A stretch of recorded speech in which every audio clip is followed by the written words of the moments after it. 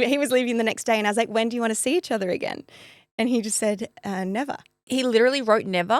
Yeah, in person to my face. Oh. Like he's in my bed. And I asked him why. He said it was specifically because I had a disability. And Oh my God. like one of his reasons was you can't go on hikes. And I was like, weird. Well, you weird. proved that wrong. Yeah, right? Hi guys, and welcome back to another episode of Life Uncut. I'm Brittany. And I'm Keisha. And we have a very special guest. She's a repeat offender of Life Uncut. This will be her second episode with us, and she was a guest at 2 of our live shows. I don't think, Keish, correct me if I'm wrong, I don't think we've ever had somebody frequent the podcast so many times. No, I think we've had some people do 3 episodes. Have we? But never, yeah, like there's only like maybe 3 of them, I think, that I can think of off the top of my head. Definitely not someone who's done 2 episodes and 2 live shows. We're obsessed with her. We've referred to her in the past as Human Sunshine. We're talking about Carey. Now, in case you have been under a rock and you've missed one of the episodes or you didn't come to our live show, Carey was on our podcast back in 2021, so 4 years ago. And in 2013, she became the girl that fell from the sky. She was the woman that survived something that no one should survive when she was in a skydiving accident over in Switzerland. And we've spoken to her about so many things, and we do recommend, if you are new to this and you haven't heard her episode, maybe stop down now. We're going to put the link in our show notes. Go back and listen to the episode that we did, and then scoot on back here to listen to this episode. But we're talking about a few different things today. I don't want to say disappeared from social media the last couple of years, but there was a bit of a hiatus. There was a bit of a quiet time. A soft fade. Yeah, a ghosting maybe, like a soft ghosting, but she's zombied and she's come back. And we're here to talk about some of the reasons surrounding that, because there are some pretty personal things that Em was going through with, I guess, a pretty specific form of parental estrangement. And we're going to talk about a few other things as well, like dating with disability. And I'm just so excited to welcome you back into our chair today. And I say chair and studio, Em, because last time you were with us, we were in my apartment. I know. I walked in. I was like, you guys have really upped it since last time. Well, we're wearing pants. Yeah. We're all dressed. But thank you. And you've given me a popper. Look, we're very generous here. With the budget's high. People don't realise how professional we are. You come in, we got pants on, and you get a popper. Apple or blackcurrant. What else could you want? But yeah, thank you so much for having me back. I truly can't believe I'm the most frequented guest. What an honour. Like I said, we're just obsessed with you. And as you do know, because you've been to 2 of our live shows and this is now your second episode, we start every episode with an accidentally unfiltered, your most embarrassing story. You've had to share a couple. Do you have a new one for us? Do you know what? Not a day goes by where I don't live an accidentally unfiltered. And I was trying so hard to think. I was like, okay, let's do one that's not poo related, because they're always poo related, which if anyone doesn't know why, it's because I'm incontinent from my spinal cord injuries. So it's just a part of life. If anyone's allowed to have a poo accidentally unfiltered, though, it's you. Yeah, but it's like they get old. But normally, honestly, they're not even that embarrassing because it's so frequent. But this one happened recently and it was one of the worst yet. Oh, no. So to set the scene, it was a few months ago and I was in South America with my, at the time, somewhat recent boyfriend. Oh, I have a boyfriend, by the way. Oh, my God. Okay, well, great. We love love. We'll get into that. We love love. But anyway, we're in South America and we're about to go and do a 5-day hike. And when you're doing a hike for that long, you obviously can't carry your big suitcase that we brought. You just have to leave it somewhere and take a little backpack with you. Yeah. So we were staying at this tiny little hostel and the people working couldn't speak a word of English. I can't speak Spanish, but I somehow with Google Translate organised with them that I could pay to leave my big suitcase there for the 5 days. Amazing. Go to bed the night before and I suddenly am awoken from my slumber and say, oh my God, I'm going to vomit. And I go to the bathroom, vomit like 3 times. Really weird. I'm not a vomiter, but felt immediately better. And I was like, random but efficient. Yeah, like hashtag South America. Yeah. So went back to bed, all is well. And then I wake up like half an hour later, I don't know how, but to my own voice saying, oh my God. And my boyfriend's like, what's wrong? What's wrong? And I'm like, I've shut the bed. Not metaphorically. Yep, I've shut the bed. Picture like the worst thing you can picture, like just so liquidy and just awful, and times it by 1,000 what you're picturing. It was horrific, and it was all over him, my new boyfriend. But that was not the embarrassing part of the story. Oh, it gets better. Yeah. So anyway, he's so lovely. He's like, okay, what can we do? You get into the shower, blah, blah, blah. And then bless his soul, he says, do you think it's on the sheets? And I said, oh, darling, you've severely underestimated what's going on here. Like, is it on the sheets? It is the sheets. Like, we're swimming in it. We're swimming. Anyway, I get into the shower. He brings in the sheets. I'm trying to like rinse them off and just do everything I can. But it is a crime scene, horrific. And we're cleaning up for hours, I think. It's probably 3 a.m. Our alarm goes off because we have to then get a bus a few hours to go to this hike. And because this hostel that we're staying in is so tiny, there's no reception, there's no one we can contact, and we'd already organised to leave our bags there. So I was like, I don't know what else to do. This town's so little, I don't know what we can do besides just leave our bags and go. And I wanted to leave money and a note. I didn't have any cash. I didn't have anything to write a note with. So I was like, I don't know what to do. We're just going to have to leave. Trust them. Yeah, we're just going to have to leave. And I felt so awful. But we leave. We go out into the wilderness for 5 days, have this whole transformative, beautiful experience to the point where I've kind of forgotten. With a clean bowel. Basically a colonoscopy. Oh, my God, literally. I was like, thank God this didn't happen the next night in a tent in a sleeping bag without a shower. Oh, like, my God. Could you imagine? But I've had this whole amazing experience that I kind of forgot about it.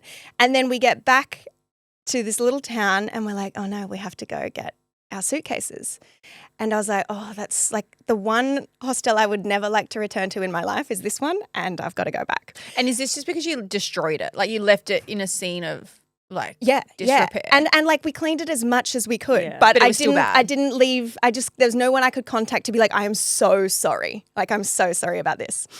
And when we go back, I was like, oh, this is going to be so embarrassing. And my boyfriend's like, this would happen all the time. Like, don't worry about it. It'll be fine. Narrator, this never happens. Yeah. We walk in and sitting at the little desk is this young guy who we hadn't dealt with before. I was like, amazing. Like, we can just grab our bags and go. And this guy greeted us in English. So I was like, oh, amazing. I can speak to him. And was like, hey, just here to collect our luggage. And then all he says was, uno momento. And I was like, oh my God, not a good sign. And then he walks to the back, brings out the owner of the hotel, who's the one we'd been dealing with. And I feel so awful for this he was like a 20-year-old guy that had to do the translating between his boss and us standing in front of him. And they're talking in Spanish, and all I can imagine them saying to each other is, This is the girl that shit the bed. yeah, like we've got to sort this out. And then so this young guy, he just looks at me and he looked so scared. And all he said was, did you defecate the bed? And I was like, oh my God, this is even worse than I envisioned. And like, what do I do? So I just had to say, yes. Yes, I did. That's me. Yes. And then, oh my God, it got worse. Then the owner goes around the corner again and he brings out a tub of the sheets. I was like, it's been 5 days. Why do we still have these sheets? Not like washed. He'd saved them to show me. And I was like, yeah, I'm familiar. I was there. Like, I witnessed it. I'm happy. Take my money. Like, do what you need to be done. But why do we still have these sheets? And he was holding them up and being like, It's like, take them? Yeah. Or like, just like, look what you did. And I was like, I know, I'm so sorry. And we just couldn't translate. So anyway, sent them a lot of money, got our bags and was out of there. But that is actually horrific. such an unusual response from the hostel. That's worse than walking through a square having everyone shout shame.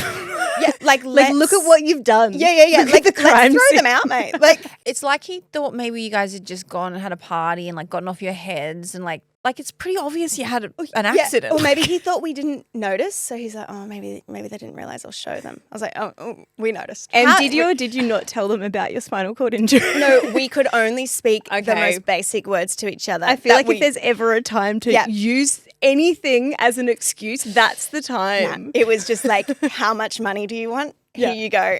Please give me my bag. And I loved that they were using the bag as a bargaining chip. They're like, you can't take this bag until you look at these sheets. You're like, I'm looking. He's like, put your head in there. You smelled it. Like a dog. For those playing at home that might not know, but Em doesn't have control of her bowels. So at the best of Yes. times, if you're not unwell, you can't feel it. So it's not that. I don't want anyone at home thinking that you just sat there I and know. sprayed your shit like a hawk. You know how hawks spray their poo? To be fair though, in like a third world country, sometimes it can happen. Yeah, I have no idea when it's going to happen. I can't feel when something's like going on in my belly. And I also have no way of stopping it. So even when you have a sore belly, normally you're like, okay, I'll quickly run to the toilet. There's just no warning. So you're No, like, it's oh, just- I guess this is what's happening now. It's I love the way you handle these kinds of Can things. we? You actually I know crack we've me got up. so much to talk about, but it seems the perfect time to talk about this. Also, I love that you started that accidentally unfiltered with like, you know what? It's always about shit. I'm not going to do it. And then you're like, but I am.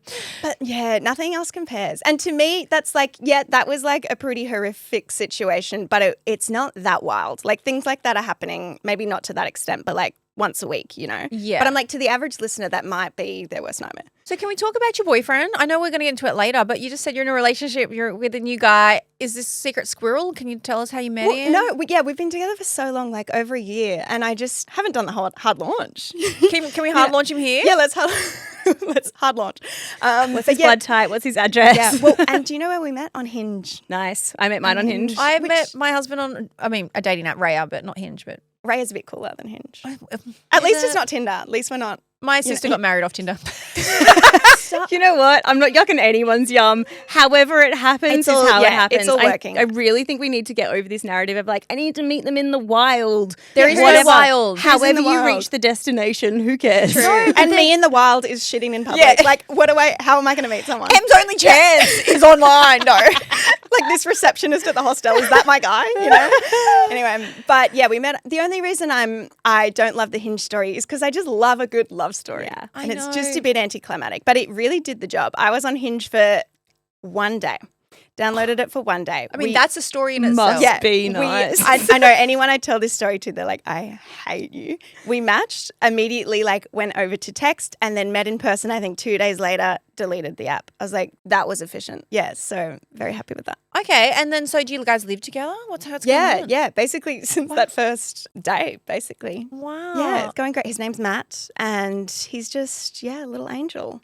So then how does we are so jumping ahead, but we may as well sit in it. But how does that work for you with dating with a disability when it's something like, there should be no pressure to ever have to talk about things you don't want to ever. But I guess it's a bit different when you know that you might shit the bed every night. Like it's something that you... Yeah, how do you warm into that? Well, how do you have that discussion? And like, what does that look like for you? Do you just go in really open on day one? Yeah, it's something I'd never really thought that much about before. It had never been... So my accident was about 12 years ago.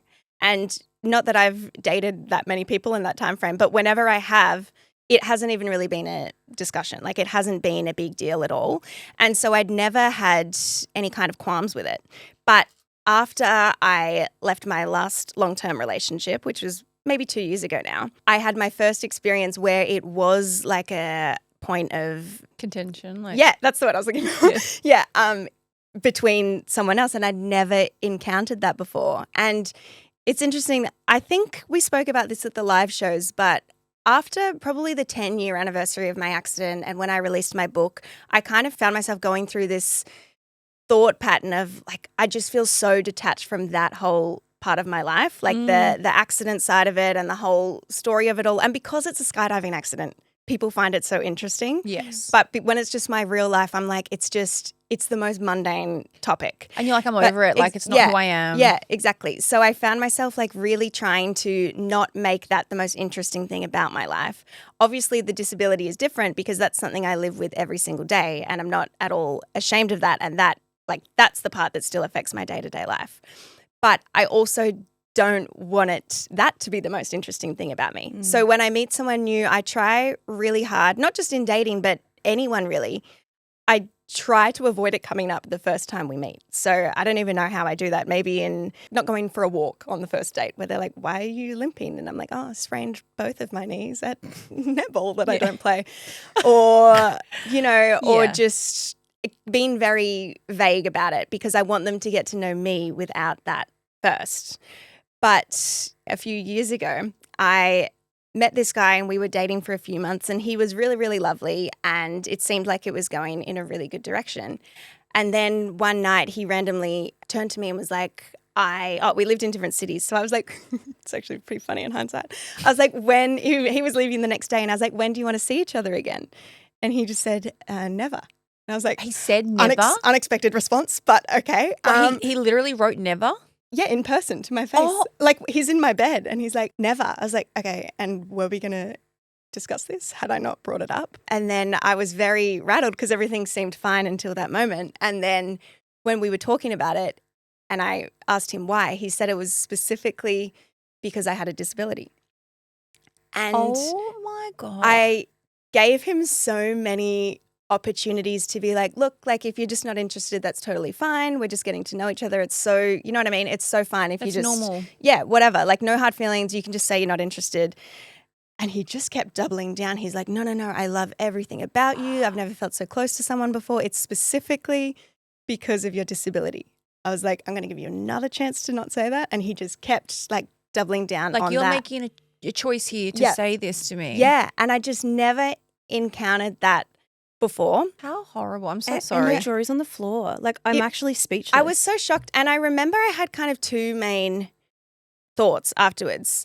The first one was my immediate reaction was to defend myself and be like, I do so many things that I never thought I would be able to do. And I like try to make the most of my body every day. And I'm like, wow, like, can't you see all the things that I'm capable of? And I wanted to defend myself in that way and be like, how can you claim to know me when you don't know that I'm capable of all these things despite my disability? You do more than most people I know. Thank No, you. but even if you didn't and even if you couldn't.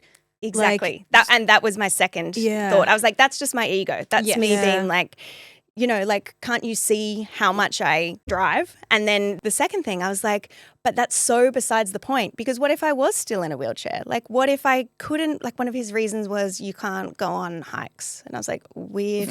Well, you proved that wrong. Yeah, right? Weird flex, mate. Now I get why you've been going on so many hikes. He wasn't in that bed. Yeah. He would have been like, and this is what I was talking about. He would have been like, actually, I'm going to fly home. He's like just circling back.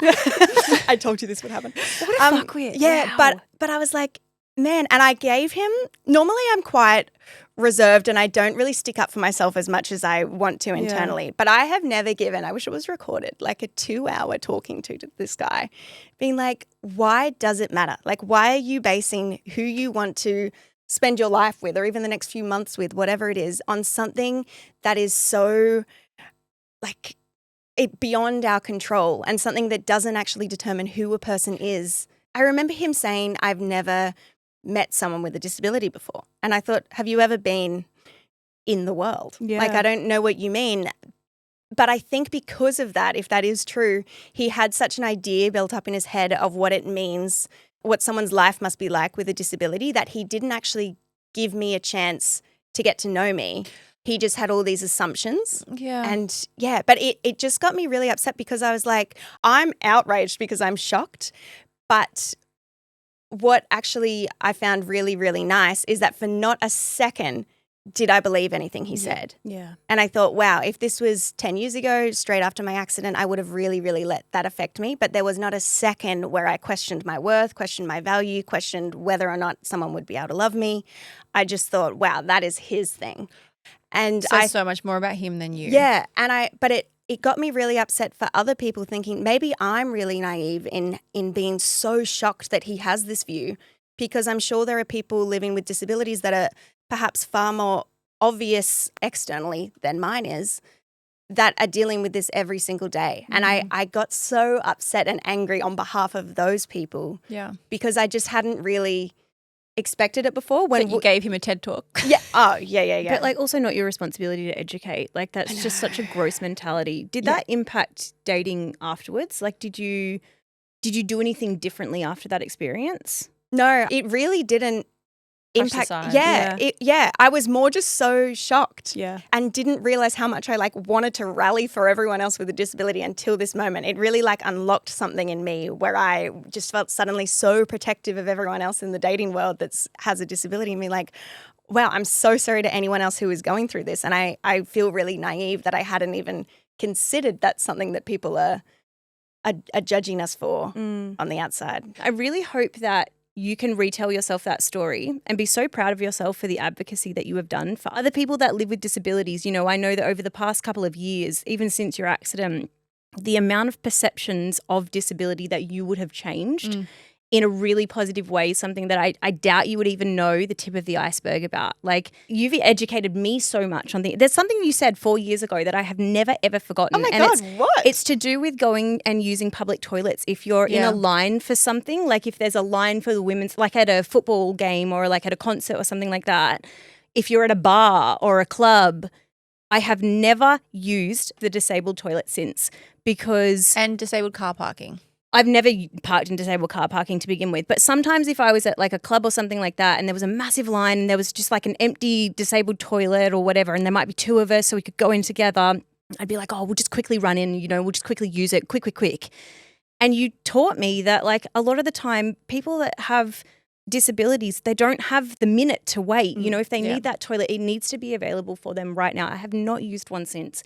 So I think that even though this guy seems like the grossest of examples of someone who is so judgmental of anyone's capabilities, I think that you've done you've done so much to change people's perceptions of what living with a disability can be like. And when your book came out 3 years ago, I think that really did do a lot for changing people's perceptions of what spinal cord injury can look like and what that recovery process is like. And it was a fantastic book. You are just such a beautiful, beautiful writer. The way that you create stories and make people feel as though they're in that moment with you is quite exceptional.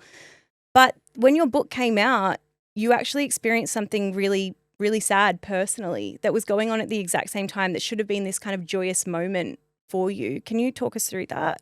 Yeah, for sure. So, I'd been writing my book for years and years. It came out just before the 10-year anniversary of my accident. So I feel like for that whole 10 years, I became really proud of myself, not just for writing the book, because that's a dream I'd always had, but for getting my life to a point where it was worth writing about. It was worth reading about. When my accident happened, I never imagined that it could turn into something positive or that any good lessons could come from it. I just never imagined that. So the book was kind of the epitome of like, look at what you created from that awful time. And I imagine maybe was it a bit of a closing of a chapter? Because you said you didn't want to be that person. It definitely felt like that. It was very cathartic to write, and it very much felt like that's that chapter. Done. Let's move into the next one. It was also, the 10-year anniversary, and I was turning 30. There were many chapters that were like, okay, I'm exiting that stage and entering the new one. Released my book, felt so proud of myself, so happy, and was just on like quite a high and was about to embark on the book tour, which I was really excited about. But then a few days after my accident, sorry, I'm so used to saying my accident. A few days after the book came out, it was Father's Day. And I went to call my dad to say Happy Father's Day, and he didn't answer. And I thought, that's weird. But I felt that's weird, not in the way that, he didn't call. I just immediately had that like pit in my belly of like, oh, something's wrong. Like something's wrong. And I kept calling throughout the day, and that feeling just kept growing of like something's really not right here. And of course, what I was thinking is he's had some kind of accident or he's like in some kind of crisis, and that's why he can't answer. Because he would usually answer a call? Yeah, or it was more just my intuition, like something's off. And then when I eventually did get a hold of him, he was so angry, and he basically just said that he didn't want anything to do with me or my sisters again, never wanted to talk to us again, and that was that. And it was just the most, first of all, confusing thing because it was so out of the blue, and especially the contrast of I was on this high and then I was suddenly just like, whoa, like what's happening? And I, to this day, like don't know what happened, don't understand. And he really meant he never wanted to talk to us again because it's been 3 years and we haven't. And I've been really nervous to talk about this. I've never been nervous for a podcast in general before because it's always on topics that I speak about so frequently, and it's just about my life. So there's nothing really at stake. And I feel really cautious when I'm talking about someone else, because obviously I can only share my perspective and he can't share his. And I've always very much been of the belief that if we had lived someone's exact life, we would make the exact choices that they make. What was your relationship like with him before this? Like, was there any part of this where you could tether it together and say, oh, I sort of get it, we'd had these fallouts before, or did you just have a great relationship and then this was just It was very out of the blue. Like he'd spoke to me just a few days earlier saying that he'd read the book, and it was just very, very out of the blue. And the most confusing part of all of it, I think, was the time that it happened in my life. And I think when I tell friends and stuff this, they're like, oh, what was it that was in the book that made this happen? Just because of the timeline. But that I truly do believe is so unrelated. It was just coincidental timing, because there's nothing in my book that was negative at all about him. But it was confusing in my life because I was then on this book tour and people, were taking time out of their nights to come and listen to me speak and to get their book signed and to tell me such lovely things.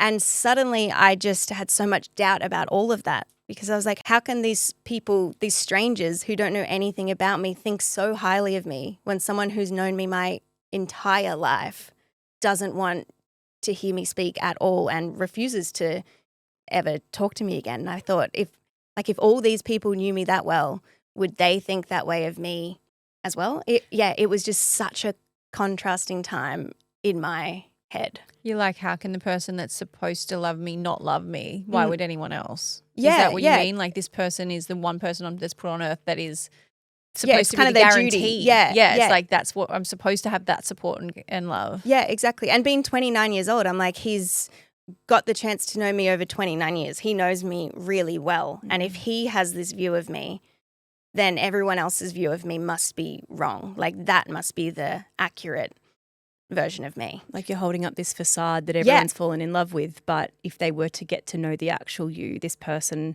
has shown you that that's not lovable. Exactly. I truly felt like a fraud. I just remember people were saying such lovely things to me, and I was just like, you have no idea. Like, I'm awful. I suck. Like, you don't know. If you were to know me, you wouldn't be saying these things. And you wrote something like related to this that it really hit me like a brick, to be honest. And it was something along the lines of like, if a father chooses to leave a baby, they're rejecting the idea of being a father. But if a father chooses, or a parent of any kind, chooses to leave an adult child, they're rejecting you because they know you. Yeah. But it's quite unique in this situation because it wasn't just you, it was also your sisters. How have your sisters felt? And I guess you might not want to speak for them as well, but have you kind of sought closure within each other of like trying to work out why this might have happened, or like, I don't know, how have you been able to lean on each other throughout it? Honestly, it's something we don't really talk about that much. Yeah. And I think Probably too painful. Yeah, and I think we've all gone through our different processes of emotions with it. Like, perhaps they've gone through anger or confusion, frustration, and they both have kids as well. So I think that's another factor of, he's not just blocking out them, he's blocking out his grandkids as well. And so they have that added element, whereas I don't have that. And for me, I went through so many emotions too. The main one, just confusion. Yeah. But above all of it, just so much empathy and sadness for whatever it is that must be going on in his world that made him block out the closest people in his life. Because you don't do that if you're okay. Yeah, definitely. Yeah. How many times had you tried after that phone call? Had you tried to reconnect or see him or call him or understand or get a reason, get closure? How long do you try before you realize and accept that, this is real? Like, he doesn't want me and I have to accept that and move on? Yeah, countless. Like, I still do. You still tried to Yeah, contact for him? sure. And especially because just after this, there was so many big milestones. For example, the 10-year anniversary. And when my accident happened, he was really, really there for me in hospital. So I was like, that will be a day that he surely will have something to say. And then it was my 30th. So I kept waiting. I was like, surely, like, this is enough just to send a text or something. Oh. And then it was like his 60th, and it was so bizarre to not be with him for that. And there were just so many milestones that I was like, this will be the one. And I think maybe this birthday, 2 years later, was the first time I didn't anticipate it at all. I was like, okay, obviously not. But I've still, tried to call. I've still tried to, And just nothing. nothing. Yeah. So how do you move on? How do you accept that? Or have you? Yeah, there's so many different waves and so many stages of it all. And I think, and why I did this post, the point of view that post was from was how I felt, I guess, in the years prior to this, that self-doubt and that thinking that I must be an awful person and all of that. And I haven't felt that way for a while. So I think the way that I've come to acceptance is kind of just reminding myself that this isn't about me. This isn't personal, because it's both of my sisters as well. So it's not, what are the chances we're all awful people? No, I want to be careful how I say this. There's never a time for a parent to abandon a child. But often, majority of the time, when it does happen, it happens because the parent doesn't want the parental obligation right? So usually it's when kids are younger and it's like, this isn't the life I wanted. And I'm not saying this is okay, but that's usually when the men fuck off, Yeah. you know? Yeah. But it seems so unusual because when you have kids that are 30, you don't have the same parental obligation. You're not physically in the day-to-day financing them and raising them and running them to school and doing their school projects. And like, you can live whatever life you want and just still provide the love and connection and pick up a phone call. So it just seems like even more confusing and unfathomable that he waited till he was at a point, like he was there for you when you needed it more than anything. Like when you're in the hospital and you're not walking and like your life is turned upside down. Seems like that's such a strange time to leave is when like, Yeah, true. The responsibilities. you don't have the responsibility of anything anymore. Yeah, that's such a good point. I've actually never. Sorry, I thought about didn't want to bring any more points. Let me ponder that. Yeah, it's really beautiful that you guys have the compassion to go like, well, something must be going on. You know, this is abnormal. And through all of we've spoken about parental estrangement a little bit on the podcast. We've done an episode with Sam Fisher, who actually was on our live show as well, and he is estranged from his dad. We don't just pick people for the live shows that are estranged from their parents, by the way. So we it's just looking connect that way. with them, though. We just connect.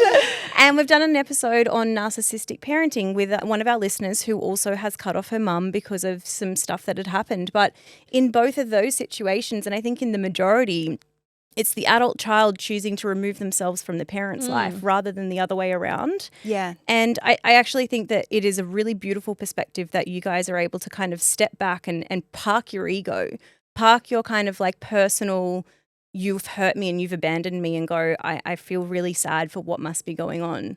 I think that that is a really, really beautiful perspective to have. And I also understand why you've been hesitant talking about it, because firstly, you don't really want to add any more fuel to a fire. And I think that it would be hard to talk about these kinds of things publicly when you're not able to get that perspective of that other person. And yeah, I'm really grateful for you doing that, because I think there would be many people in your position, and I'm sure your DMs were absolutely flooded by people saying, oh my gosh, I thought I was the only one. But I can also understand why you would be hesitant to talk about it. Yeah, it feels very uncomfortable almost, because I know I never want to speak on someone's behalf. And so when I do talk about it, and when I did that post and talking about it now, I want to focus solely on my experience, particularly with losing my confidence, because I was always quite a confident person inwardly before that. I just had so much self-trust, and I completely lost that because of all of this. And so that's the part that I wanted to talk about, rather than him as a person, because who knows what he's going through, who knows what his point of view is, and he can't respond to this publicly. So I don't think it's fair for me to talk about him, but I was so surprised at the feedback that I received from my post about this, because I had tried for so long to research and read about all these kinds of things, and in all the scenarios I could find, it was the adult child choosing to cut off their toxic parent, which is still an awful and really sad situation, and would take so much decision to get to that point. But it's always them choosing it to do it for their mental health, or for, that's what's best for them. And I never could find anything about it the other way, whether it's the adult, the parent saying, no, I don't want anything to do with my child, my adult child. Especially based off no big life event. Exactly. Yeah. And so many messages from people were saying they related. They were like, I've never heard anyone else speak about this, but I 100% relate. And I thought I was the only person it happened to. And I've had no explanation in some people like 20 years. I've never had any explanation. Wow. And it just blew my mind how many people could relate to it, which is really, really sad to think about. Yeah. But also it was really comforting, I think, for both of us in that situation to go, oh, wow, we're not alone in this. And perhaps this means it isn't personal on us. There's something else going on that we're unaware of. I think this is the same with like romantic relationships and even ghosting to an extent, though. Yeah. When you have no reason to have a conclusion, you're left to kind of wonder what the reasons could be. And we often fill those gaps with our biggest insecurities. Yeah. I know that when I was in the dating world, I was like, well, it must be this certain thing. This is why they've ghosted me. And it was always the things that I hated the most about myself. Was that why, was the effects of that why you kind of took a little bit of a step back from public life and just you were a little bit more quiet, You still were posting here and there, but definitely not, it wasn't the same M that we'd gotten to know online. Yeah, as I was saying before, I used to have so much confidence which sounds so weird to say because I'm innately such a shy person. So I'm not really outwardly confident, but I just trusted myself so much. I think going through something so formative, so young, I really just knew who I was, and I was like, I can do whatever I put my mind to, you know. And when it came to even releasing the book, that would be a scary thing for a lot of people. But I was like, no, I feel so proud of this. Like, I think it's going to do really well. I think people enjoy it. Like, for not a second did I doubt that. And after all of this happened, I noticed every single thing I went to do, I just would doubt in a way that I never had before, which is also probably a really normal experience. In a way, I think I used to be quite arrogant that I never had that experience before. But you know what? Maybe it's not arrogance. Maybe when you go through something like you have, where you almost lost your life, you should have lost your life. You should have died that day and you didn't. I can't imagine you are left untouched by that. Like, your life doesn't change to the fact where you're like, I don't care anymore. Yeah. Like, I'm going to live every single day. I don't need to be embarrassed by anything. I don't need to be ashamed of anything. I don't need to be like, I can only imagine what that does to your day-to-day living where you want to just grasp everything. Yeah, true. I just didn't think about things as much. I was like, I've got an idea. I'm going to do that. And it's going to work out. Yeah, like, why can't I? Yeah, why wouldn't it? And that just has not existed since all of this happened. And it's weird because it's not a conscious thought that I'm sitting there saying like, no, you're going to fail. You must suck. Everyone hates you. Like, I'm not telling myself those things. But when I look at the timeline of the way that I used to act and the way that I act now and feel within myself, that was very much the tipping point of when things changed. I mean, it's interesting that we have this discussion about, I want to be careful with how I talk about it because, you know, I can't talk for him. And I think this happens a lot with romantic relationships as well, but it comes down to like who owns the story. It's still your story as much as it's his story, and you're still entitled to tell your story.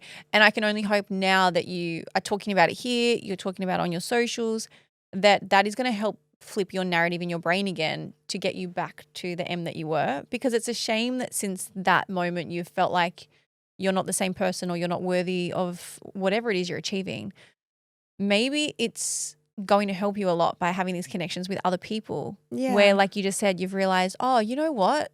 It's not just me. It's not just my sister. It's like, this is something that happens. There's actually, unfortunately, a whole community of people in your situation. Yeah. And I already have felt that to some degree. The conversations I've had with people in the last week have just been so beautiful and so comforting, and especially hearing from people who dealt with this, you know, a decade or two ago, talking about all the different stages of them coming to acceptance with it. And yeah, so I already can kind of feel that shift within myself, like something's been, you know, released and let go of. So that's positive. Yeah. I hope the blind confidence comes back, and I have a feeling that maybe you're about to do something that could bring it back in bucket loads. As we were walking in here, I was like, how's your training for the marathon going?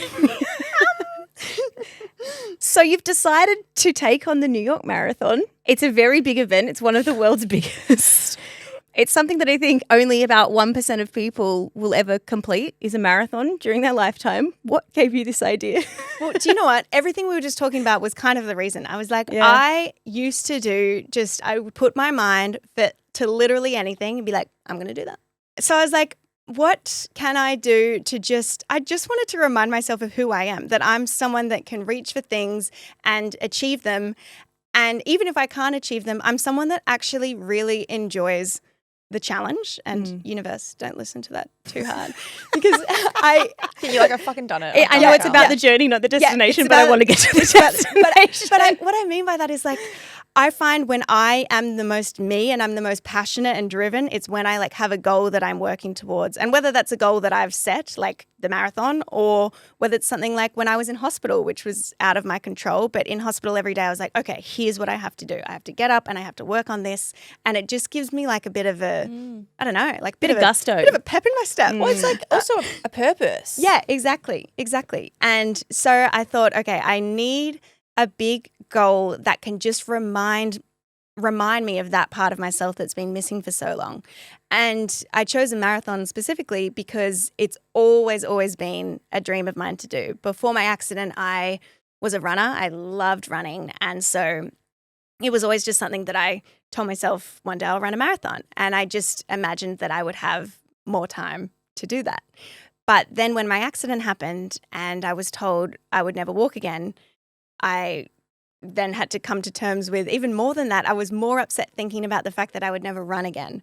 Because I think running people either get it or they don't get it. But I feel like running. I don't get it. Yeah. I've tried to get it. I've tried my People hardest. talk about runner's high, and I'm like, but how long do you have to be in it before? I did a half marathon. Don't brag. It was a bush off-track marathon.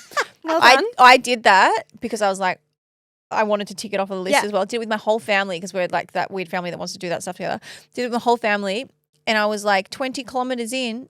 No fucking high. I was like, I don't get the runner's high. It's not going to hit me. I'm never running again. Well, well done for doing it. Oh, thank you. But yeah, I used to just love it. I remember I would just feel so like free and strong and powerful and just like get in this real zone. It was so cathartic, and I was like, love it so much. And so when I was in hospital, I remember that being the thing that I was like, I'm going to miss a lot of things about my previous life, but that's the one thing I will miss the most.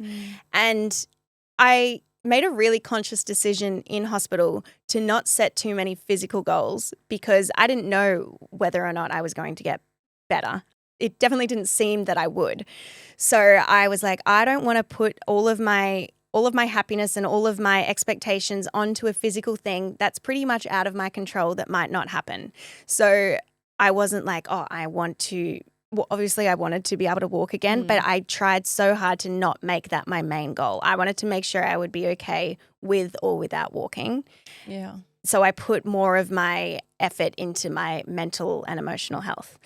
But there was a thing in hospital that I never really told anyone, but I just kept it in the back of my head. I was like, if I ever am lucky enough to run again, I'm going to run a marathon. Like that's the big goal that I always kept in the back of my head. Then as the years passed, I couldn't run, even though I am so lucky to be walking. My legs are still partially paralyzed, and they're paralyzed in a way that makes me not able to run. Not because it's painful or because it's bad for me, but because I physically just can't. I can't go up onto my toes, which means I can't like get the spring in my step. You can't actually just do the movement. Yeah, exactly. So I thought I just eventually let go of my dream to run a marathon because I couldn't run. And now that it's been so long, my healing's definitely plateaued. I'm not randomly, well, who knows, but I highly doubt I'm randomly after 12 years going to suddenly heal more than I have to this point. But then a few months ago, after all the hiking I was doing earlier this year, I came back home and walking suddenly was really, really hard for me. And it's always a little bit hard for me, but in a way that I hadn't felt since hospital. I would have to like hold onto the walls in my house to kind of pull myself along, and I could only walk tiny little distances each day. Is that from overuse, do you think? Yeah, I think so. I think I must have done some kind of damage hiking, but I didn't realize, and I had scans and there was nothing obvious wrong. But ever since I had my injury, doctors have said that it could worsen as I aged, the effects of the spinal cord injury. So I've always kind of had in the back of my mind that I may one day be in a wheelchair again. And I imagined it would be far more in the future. But when this started to happen, I thought, oh, wow, I again had that sense of I thought I had more time. And it got me really fearful in the sense that I never got to achieve my goal. And even though I can't run, I thought, well, I can walk. And I don't know if I can walk a marathon. It's far more than I've ever walked before, but I physically can walk, and maybe that won't always be the case. So why would I not do something just because it doesn't look the way that it once did when I first had this dream? Yeah. Yeah. And so how do you think you're going to go? It's 42 kilometers. What's your, at the moment, like what's your limit? What's the longest you've gone in like your hikes or your training? Well, the longest walk I've done straight was the City to Surf here, which is 14 kilometers. Okay, so I've got a bit of a way to go. But everyone's like, what's your training plan? And I'm going to be doing a lot of training, but my plan for the day, people are like, what's your pace? What are you doing? Vibes. Like, I think the vibes of the New York Marathon, the crowd, I think it's going to get me by. You're an adrenaline girly. Yeah. And I also will see what happens in the moment person. Yeah. Like, I think obviously I'll do as much physical preparation as I can, but it's kind of best if I don't know how bad something's going to be because you just go. Yeah, there's also something in the moment that just drives you. Yeah. Like when you're there, you just seem to be able to do things. And I don't just mean you, obviously you, because you're walking when you never were told you could. But like people you hear these stories of, I know we're getting off piece here, but you hear these stories of people that can lift a car off a toddler when it has to. Like things that just like your body just turns up. The adrenaline and the excitement, the drive, the goal. There's like your body can do amazing things when you put your mind to it. Are you doing this with anyone? Are you doing it with your partner, Matt? Yeah, Or? yeah, he'll be doing it with me as well. So He's going to walk it with you as well? Yeah. I'm No, sorry. imagine he runs ahead. He's like, fucking see ya. He's like, actually, this is also a bucket list item for me. Yeah, he's like, I got a PB. Yeah. I'm going to beat you, bye. That's hilarious. Yeah, And like- I don't think that the whole running a marathon from after having a spinal cord injury is a relatable thing for many people, but I actually think there's something so relatable in what you're talking about. And this is something that, and I don't mean to make this about myself, but it's probably the one thing I've really questioned and sat in this whole year, and it's to do with goals. And it was after a conversation I had with Mark Manson, who wrote The Subtle Art of Not Giving a Fuck. And basically he's like, goals are shit. Like, you know, I almost want to say that they are almost useless. It's the directionality that they put you on. Yeah. And it's kind of that, you know, the reason he says that, it's not so that you don't have any goals. It's because reaching the goal often doesn't ever feel as good as what you think it's going to. And so you saying like I had to let go of the goal of running a marathon, I actually don't think that's the case. I think that you've just shifted it. You know, you've just kind of shifted it to this different mindset of like, okay, well, I can walk and maybe that will, you know, do this and this and that. And I think that that aspect of your story is relatable for people. So, you know, in my life, I'm kind of like, oh, I've had all of these goals and I feel disappointed if I'm not actually able to reach them or I'm not able to achieve them, especially in the way that I thought I would. You know, we often talk about milestone anxiety around our birthdays and around New Year's where we're not quite where we thought we would be. But maybe there's actually something really inspiring in the shifting of a goal to suit your actual environment. That's so true. As Miley Cyrus says, it's about the climb. So inspirational, She says it better than us. Yeah. And a wrecking ball. But no, it's so true. It's never about the actual thing. It just sets you off on a path that even if you don't reach the thing, like if I am not able to finish this marathon, it doesn't matter because it got me on this direction to strive for something again and to push myself and to develop self-belief and confidence. And I love that. I feel like I know you well enough that you will complete it. I think that you would drag yourself over the line. And even if you don't, I feel like your boyfriend Matt would pick you up, drag you over the line. Yeah, but at the end of the day, it's exactly that. It doesn't matter. You've turned up and you've given it a crack. And I think exactly off what Keisha just said, it's like half the battle is just giving something a go. Yeah. And I would hate for people to think that there was ever a failure if they went to do something and didn't complete it. You turning up is more than I'm doing. I'm not even going there to try Hey, it. you did the half marathon. Never again. And a half marathon in the Blue Mountains is not the New York Marathon. Let's just put this.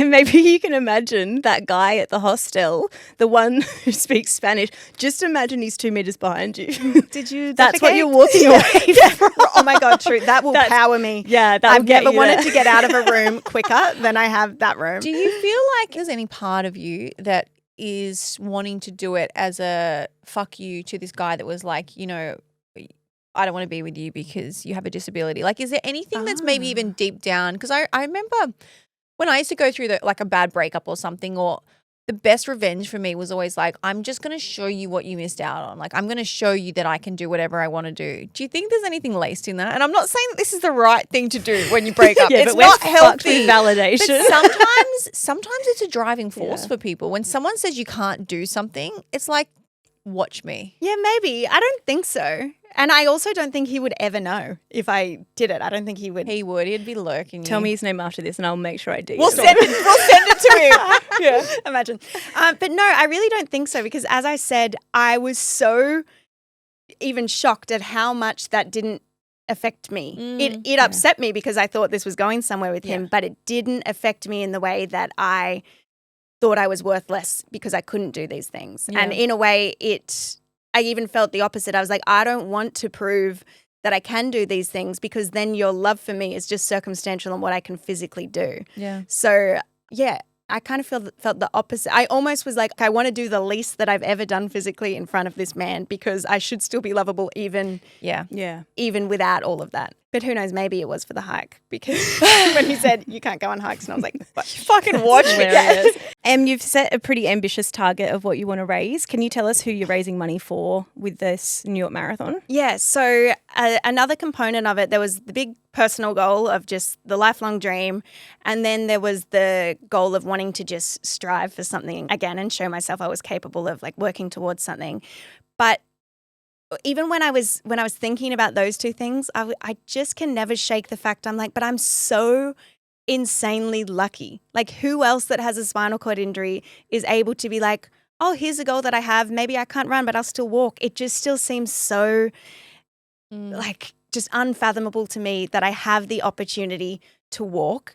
And more than anything, I wish that other people with spinal cord injuries could experience that moment of taking their first steps again in the way that I have, and not just taking their first steps again, but then getting to do the goals that they once had before injury, the physical goals, and to even think about them. Yeah, exactly. 'Cause they're probably in that same mentality of you, where it's like, I don't want to have unrealistic expectations or goals of my physical capabilities. Yeah, exactly. So I was like, okay, I want to make this bigger than myself. And so I kind of set the mission of walking for those who can't and raising money for the Perry Cross Foundation, who are doing incredible research for spinal cord injuries. And yeah, I set the goal of $100,000 to raise for them. Very ambitious goal. But again, it's like you said, the goal itself, if we don't reach that target, it doesn't matter. Like every dollar that we raise is going towards that. And they'll be it's not like the money's getting refunded Yeah, if you don't. It's like, we didn't reach it. You're like, sorry, you get nothing. Sorry. yeah, exactly. Well, we're going to put that link in our show notes as well. Thank you. Yeah, we will 100% will be donating and supporting you. But in your 20s, you've said that your identity was shrouded in the girl that fell from the sky and the accident and your disability and figuring all that out. And then you've hit 30 and you've really gone through it. You've had a lot of things that have happened to you and you've overcome. Who are you now in your 30s? What have you learnt from everything in their 20s? And this isn't just about living life with a disability. I just feel like everybody becomes somebody different all of a sudden when you hit 30. And it's not necessarily the milestone of 30, but it's just that next decade. Like you've lived and you've learnt. It's just that you've lived and learnt so much more than most people. Who are you now? That is a great question. And Who are you? I have no idea. But I remember when I turned 30 and there was a lot of talk in my friendship groups about 30 and people were talking about, feeling like they hadn't reached the certain milestones of having a baby, getting married, having a house, all of these things. And I kind of felt the opposite. I was like, I don't care about all of these adult goals that I haven't reached yet. I more so feel like I didn't do the younger things that, most people do in their 20s. In their 20s, I think is when people are, making mistakes, traveling, discovering themselves, dating different people, all of these things. About to say shitting in a hostel. Exactly. We've all done it. Yeah. Have you? I was on a boat in Egypt and I had to shit myself in the desert. I'm not joking. Like, as literal as you can take that statement. Like, there's a pyramid statement in the background. She shat on the pyramid. Yeah. No. Tutankhamun's tomb. She tooted on his tomb. No, appreciate you sharing. Back to who are you? Who am I? Yeah, I really don't know. But I just the last few years, I felt like I went on this, I'm going to say rampage. It sounds like I did some crazy stuff. But all the things that I didn't do in my 20s, I just started doing. And I don't even know like what. But I just, traveled a lot more. And because something so big happened to me so young and because I felt so lucky to have healed in the way that I healed and to have survived in the first place, I just have always had this view that I have to do something so meaningful and so important with my life because I'm so lucky to have it. That's a big pressure. Yeah, I put so much pressure on myself because I just thought like, how dare I waste a day? Like, how dare I not cure cancer? Like, I have to do something so important with my life. Yeah. And it really, really weighed over me I just always felt so much pressure to be good, like to just be a really, really good person, which obviously I still want to and see myself as a good person. But I just kind of let go a little more and just put less rules on myself in ways that maybe a lot of people do in their 20s. But just, I can't even think of a basic example. Oh, like I'd never had a coffee before in my life until this year. You are a psychopath. Because I just thought, I don't know. It just felt like bad. I think it might have been the second time I met you in person. It must have been at one of our live shows, and we got into this pretty long, deep chat. We were backstage together for quite a while. And I remember walking away from that and being like, I've always loved your personality. There was a different side of you. There was this darker humor side of you that I got to see. I loved it. I understand what you mean about this. Not a facade. It's just like a certain part of your personality where you were this glowing ray of sunshine. And you probably felt that people had that expectation of you that you would always be so kind and so lovely and so nice and like all of those things. It's a lot of pressure, especially when you've got a sassy side, like when you've got kind of that grittier, more resilient, more like humorous side to you. I'm so glad that you feel as though you're able to unleash that a little bit more in your 30s. And I think it's actually quite relatable for a lot of people. I think we are conditioned to be good girls and to be liked and to be polite and kind and blah, blah, blah. I think there's just something in your 30s where you don't give a fuck as much anymore. Yeah. It's like you just have learnt your lessons in a way. Not all of them. Like you still make mistakes. Trust me, like I was still drowning in red flags till I still am, really.